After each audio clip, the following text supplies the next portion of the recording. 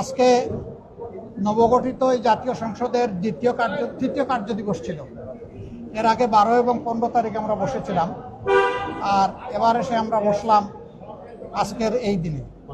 আপনারা জানেন যে 15 তারিখ আমরা যখন বের হয়ে যাই তখন আপনাদের কাছে আমরা বলেছিলাম জুলাই সনদ, সংস্কার প্রস্তাব এবং গণভোট এইটা নিয়ে সরকার উপেক্ষার নীতি অবলম্বন করছে। আমরা 70% মানুষের গণভোটকে আমরা অস্বীকার করতে পারি না, অগ্রাহ্য করতে পারি না। নির্বাচনের আগে জনগণের কাছে আমরা কথা দিয়েছি, জনগণকে আহ্বান জানিয়েছি, জনগণ সাড়া দিয়েছে। আমরা সেই দিন পয়েন্ট অফ অর্ডারের বিষয়টা উত্থাপন করলে মাননীয় স্পিকার বলেছিলেন যথারীতি নোটিশ সার্ভ করার জন্য।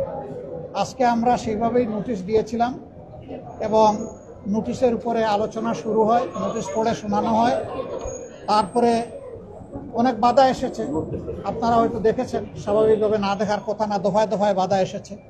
সকল বাধা উপেক্ষা করে শেষ পর্যন্ত স্পিকার মহোদয় রুলিং দিয়েছেন যে এটা আগামী 31 তারিখ 2 ঘন্টা এটার উপরে আলোচনা হবে। এরপরে আলোচনায় কি হয় আমরা দেখব ইনশাল্লাহ। তবে আমরা আশা করব যে এখানে সরকারি দল তারা আমাদেরকে সহযোগিতা করবেন। আমরা সকলেই অঙ্গীকারবদ্ধ ছিলাম যে অর্ডারে জাতীয় সংসদের নির্বাচন হয়েছে সেই একই অর্ডারে গণভোটও অনুষ্ঠিত হয়েছে। একটা জায়েজ আর একটা না জায়েজ এটা হতে পারে না। জুল হারাম আর গুস্ত হালাল এটা হওয়ার কোনো প্রশ্নই উঠে না।